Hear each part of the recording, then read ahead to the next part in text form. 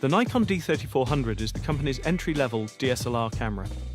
It's a modest update to the D3300 and uses the same 24-megapixel APS-C CMOS sensor, which offers very good image quality in both JPEG and RAW modes.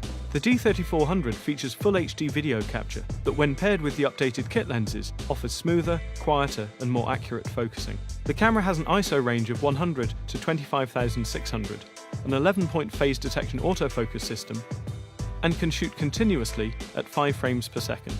The D3400 also offers a guide mode that makes it easy for beginners to learn how to shoot in various situations.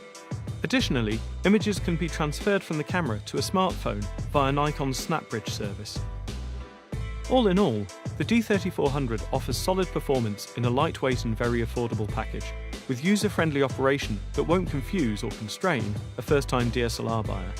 For more information about the Nikon D3400 and all things photographic, head to dpreview.com.